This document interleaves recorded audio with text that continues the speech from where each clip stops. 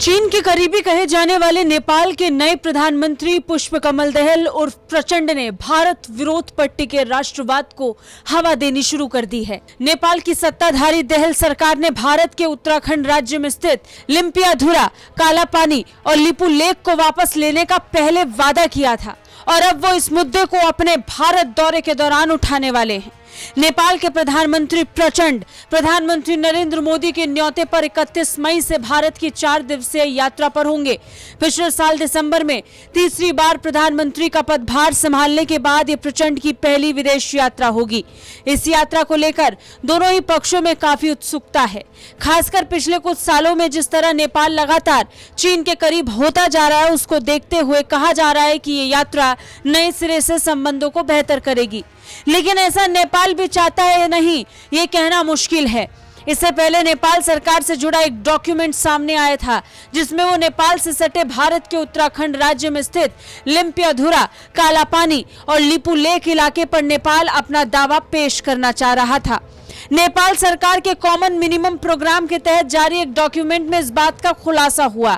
इस डॉक्यूमेंट में कहा गया कि भारत ने कालापानी, लिपु लेक और लिम्पियाधुरा इलाकों पर अतिक्रमण किया है और नई सरकार इन इलाकों को वापस लेने की कोशिश करेगी। खास बात है कि जिन इलाकों पर नेपाल कब्जा जमाना चाहता है, उन इलाकों को साल 2019 और 2020 के राजनीतिक मैप में भारत अपनी सीमा के अंदर बता चुका है। इस बात पर उस समय नेपाल और भारत के बीच काफी विवाद भी हुआ। अब नेपाल फिर से इस मामले को उठा रहा है। पहले ये ऐलान, फिर नेपाल के पूर्व प्रधानमंत्रियों ने मांग की कि प्रधानमंत्री पुष्पकमल दहल अपनी अगली भारत यात्रा के दौरान प्रधानमंत्री नरेंद्र मोदी के सामने एमिनेंट पर्सन ग्रुप की रिपोर्ट को स्वीकार करें और दोनों देशों के बीच सीमा विवाद का मसला जरूर उठाएं।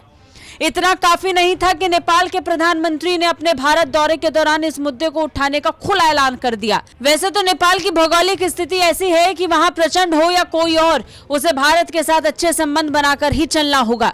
दरअसल नेपाल पूरी तरह लैंड लॉक्ड बल्कि भारत लॉक्ड संबंध है। 3 तरफ भारत और एक तरफ चीन से घिरा हुआ है। नेपाल के 2 ही पड़ोसी हैं, तो नेपाल का कोई भी प्रधानमंत्री जो अपनी जनता के अच्छे दिन चाहेगा, वो भारत से बनाकर ही रखेगा। अब जब प्रचंड आ रहे हैं तो उनकी कोशिश होगी कि सारे समझौतों को पूरा किया जाए।